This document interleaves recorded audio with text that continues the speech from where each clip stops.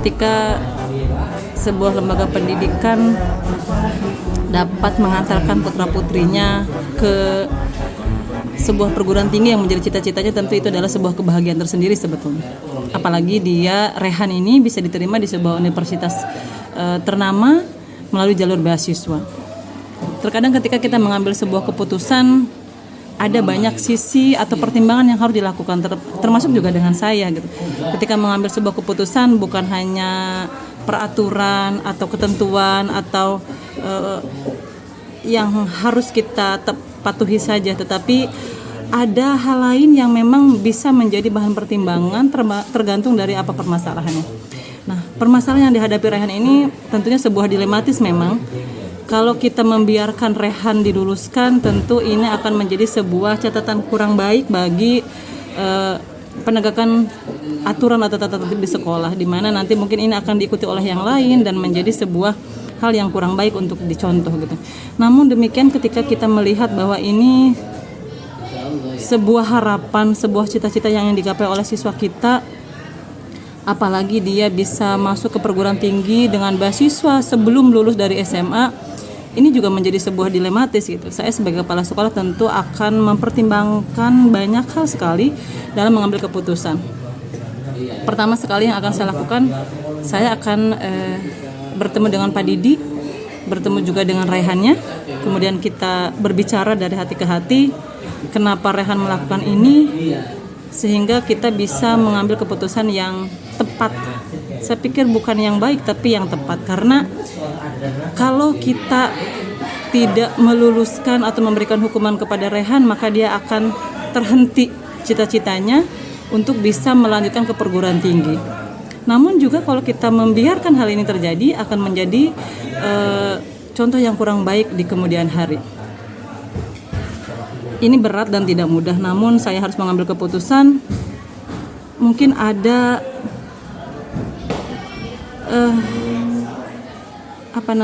pertimbangan dari sisi kemanusiaan gitu. Saya pikir sebagai seorang guru, ketika bisa mengantarkan anaknya, siswanya melanjutkan ke perguruan tinggi sesuai dengan harapan, itu sebuah kebahagiaan yang sangat besar. Terlepas dari apa yang dilakukan oleh Rehan, ini tidak benar, tidak dibenarkan dan tidak baik. Tetapi jika yang mengetahui ini baru Pak Didi dan Rehannya saja, saya pikir ini bisa menjadi salah satu celah untuk saya bisa mengambil keputusan bahwa Rehan bisa diluluskan, tentu dengan berbagai macam persyaratan yang lain yang tidak menghambat dia agar bisa tetap melanjutkan ke perguruan tinggi sesuai dengan harapan dan cita-citanya. Saya tentu akan mengajak bicara Pak Didi dari hati ke hati. Saya juga akan berbicara dengan Rehan bahwa apa yang dilakukan itu salah, bahwa apa yang dilakukan itu tidak benar. Namun sekali lagi, dari sisi kemanusiaan, dari sisi harapan seorang guru, bahwa ketika mengetahui ada siswanya yang lulus di perguruan tinggi sebelum dia lulus dari SMA Baitul Hidayah, tentu itu akan menjadi sebuah pertimbangan besar bagi saya untuk dapat akhirnya bisa memberikan pengecualian dengan ada berbagai macam ketentuan dulu yang harus dilakukan oleh Rehan dengan tidak menghambat dia masuk ke perguruan tinggi. Jadi tetap akan saya luluskan, tentu dengan pertimbangan gitu Bapak Is ya.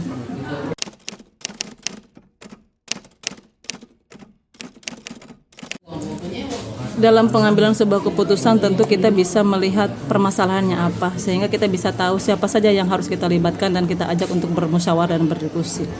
Selama ini biasanya saya melihat dulu permasalahannya. Kalau ini melibatkan personal dengan guru, berarti biasanya saya terlebih dahulu dengan guru tersebut penyelesaian permasalahannya. Saya ajak bicara dari hati ke hati, saya coba mendalami apa yang sebetulnya yang terjadi sehingga nanti bisa diberikan solusinya. Namun jika permasalahannya ini menyangkut banyak orang, menyangkut banyak hal, menyangkut hal-hal yang lebih luas sifatnya, tentu saya akan melibatkan orang-orang yang memang akan nanti terakibat atau terdampak dari keputusan yang saya ambil. Biasanya saya mengajak bermusyawarah dengan berbagai unsur guru, kemudian yang terpenting adalah saya meminta pendapat dan saran serta masukan dari stakeholder atau pimpinan tertinggi di lembaga kami. Ada ketua yayasan, ada pengurus yayasan, dan itu adalah orang-orang yang pasti akan saya libatkan dalam pengambilan keputusan gitu ya. Jadi bukan hanya sebagai bahan pertimbangan, tetapi juga mungkin bisa menjadi dasar atau landasan saya mengambil keputusan.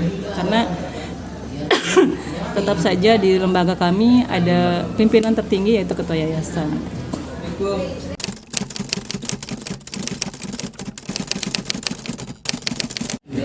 Dalam sebuah pengambilan keputusan tentu akan ada hal yang selalu menjadi pertimbangan dan dampak dari keputusan itu. Banyak sekali ketika saya mengambil keputusan ini nanti akan berdampak seperti ini, ketika mengambil keputusan itu akan berdampak seperti itu, tapi itu adalah sebuah resiko yang harus saya ambil gitu. Karena tidak semua orang senang dengan keputusan yang saya ambil, tidak semua pihak juga sependapat dengan keputusan yang kita ambil, tetapi tetap saya harus mengambil sebuah keputusan karena itu adalah sebuah resiko. Tidak suka atau suka itu sebuah pilihan saja, tapi karena sebagai pimpinan saya harus mengambil keputusan, ya maka keputusan itu tetap saya harus ambil.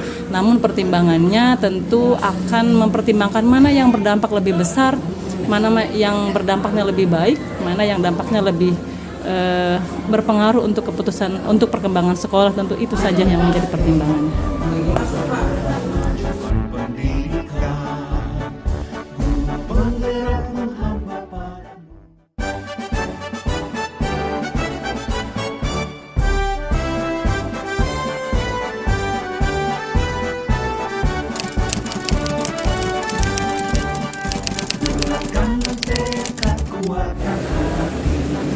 Untuk kasus di madrasah, ketika ada seorang anak dia kurang di satu pelajaran tetapi bagus di pelajaran lain, terus kemudian ketika dia ulangan pelajaran yang kurang kemudian dia melakukan nyontek, maka bagi kami, saya khususnya kepala madrasah, saya akan tetap meluluskan anak tersebut karena pada prinsipnya setiap orang punya kekurangan dan kelebihan.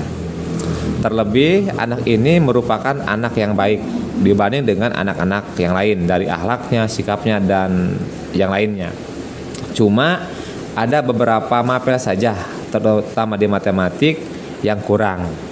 Kemudian karena kelulusan ditentukan oleh sekolah dan yayasan, harapan saya sih selaku kepala madrasah, mudah-mudahan anak tersebut bisa berubah dan memperbaiki diri terhadap mapel yang di madrasah ini kurang. Ketika masuk ke jenjang yang lebih tinggi, dia bisa merubahnya seiring dengan bertambahnya kedewasaan anak tersebut.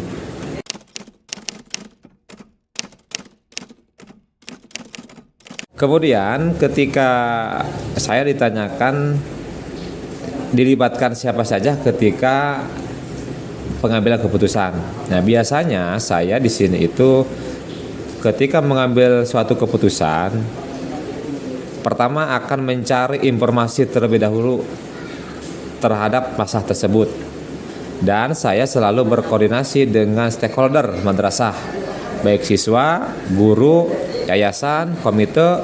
Setelah kita melakukan musyawarah, identifikasi masalah, maka baru saya selaku pimpinan di sini menyatakan putusan terhadap masalah tersebut. Dan dari pengalaman-pengalaman yang lalu-lalu ketika saya mengambil keputusan itu, saya pernah mengalami dalam memutuskan suatu masalah. Dulu pernah saya mengambil keputusan, ternyata keputusan saya itu ditentang oleh masyarakat. Pada waktu itu saya tidak libatkan stakeholder madrasah, baik komite, siswa, yayasan, guru, sehingga keputusan saya itu banyak yang nentang ke masyarakat karena saya itu bukan warga domisili situ. Saya orang jauh dari madrasah itu. Karena memang keputusannya harus saat itu, maka dengan spontan saya putuskan. Ya, ternyata putusan saya itu adalah banyak yang nentang. Ke depan, belajar dari pengalaman tadi, saya akan selalu libatkan stakeholder madrasah dalam pengambilan keputusan supaya keputusan saya itu diterima oleh semuanya.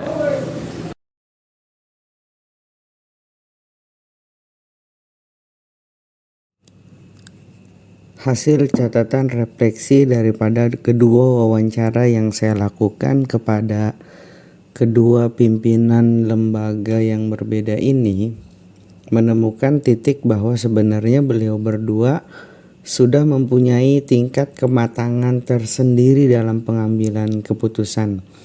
Apalagi dalam praktik ini saya mencoba mengajukan sebuah studi kasus tentang dilema etik pada kasus yang sama. Keduanya sama-sama bijak dan sama-sama sangat berhati-hati sekali dalam mengambil keputusan dan tidak buru-buru mengambil keputusan, dalam artian beliau berdua mengambil jeda untuk membuat sebuah keputusan yang bagaimanapun keputusan itu, kalau dalam bacaan saya, beliau melihat dan sudah merujuk pada segitiga pengambilan keputusan, yang mana keputusan itu tentunya berpihak pada murid, dalam hal ini adalah Rehan. Yang kedua, nilai-nilai kebijakan yang dijunjung tinggi pada pengambilan keputusan itu adalah bahwa bagaimana caranya bersikap adil dan juga optimis dengan harapan Rehan bisa mendapatkan apa yang memang sudah menjadi haknya. Kemudian ada harapan Rehan bisa berubah di masa-masa yang akan datang nanti dan juga mendapatkan pendewasaan dari peristiwa yang memang sudah dia lalui. Yang ketiga, tentunya keputusan ini akan sangat bertanggung jawab. Kita lihat coba bagaimana Bu Tatik menentukan keputusan ini, yang dia sendiri bilang ini bukan keputusan yang benar, tapi ini keputusan yang tepat. Artinya Bu Tatik sudah memikirkan segala resikonya, bagaimanapun keputusan untuk meluluskan Rehan adalah keputusan yang tepat, walaupun dia mengaku itu bukan keputusan yang benar. Sedangkan Pak Soleh menyampaikan bahwa bagaimanapun kelulusan itu ditentukan oleh sekolah, maka dia menggunakan mekanisme jalur penentuan kelulusan melalui sekolah dengan harapan memang akan ada perubahan yang akan didapatkan Rehan nanti di jenjang yang selanjutnya. Dari kedua wawancara ini kita bisa belajar banyak, bagaimanapun mereka berdua dibentuk oleh pengalaman dan juga waktu yang mungkin tidak sebentar. Apalagi kita yang notabene sebagai calon pemimpin pembelajaran dengan segudang teori yang sudah kita dapatkan, harusnya bisa lebih matang dan lebih bijak lagi dalam mengambil sebuah keputusan yang terutama berhubungan dengan dilema etik dan bujukan moral. Itu hasil analisis dan refleksi daripada kedua wawancara yang saya lakukan. Terima kasih. Hal menarik dari kedua wawancara yang saya lakukan baik kepada Bu Tatik maupun Pak Soleh adalah sebenarnya keduanya sudah menerapkan 4 paradigma, kemudian 3 prinsip dan 9 langkah pengujian, walaupun belum sedetail sebagaimana modul yang sudah dipelajari pada modul 3.1. Kemudian kedua pimpinan itu ternyata memberikan jawaban yang sama, bahwa keduanya lebih berpikir pada pola care based thinking atau rasa kepedulian dalam mengambil sebuah kebijakan. Bagaimana caranya Rehan ini dalam studi kasus yang diajukan bisa lulus. Apalagi keduanya punya gayanya tersendiri dalam mengambil keputusan.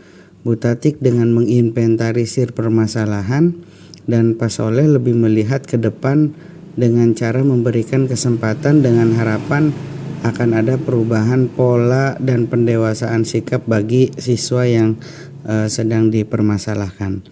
Kemudian rencana ke depan dari para pemimpin, dari pimpinan dalam menjalani pengambilan keputusan tentunya tadi adalah dengan terus menjalin komunikasi dan berkolaborasi dengan stakeholder, karena yang sedang dibicarakan dan yang akan diambil keputusannya adalah hajat banyak orang. Kemudian bagaimana Anda sendiri akan menerapkan pengambilan keputusan? Saya banyak belajar pada kedua orang ini. tentunya apa yang positif dari mereka dan bisa saya lakukan akan saya lakukan. Dan saya akan banyak belajar untuk berkolaborasi dengan teman-teman sejawat di sekolah dan tentunya melibatkan siswa bahkan dalam pengambilan keputusan dengan cara bertanya dan juga memanfaatkan hasil daripada asesmen diagnostik dari apa yang disampaikan kepada mereka di ruang kelas maupun di luar ruang kelas. Sengaja presentasi ini saya sampaikan dalam bentuk audiogram untuk membuat something different atau sesuatu yang berbeda dengan hal-hal yang pernah saya lakukan sebelumnya, untuk membuat sebuah tantangan tersendiri dan juga tentunya dengan harapan bahwa ada banyak pilihan alternatif gaya untuk mengekspresikan kemampuan dan harapan juga cita-cita kita semua.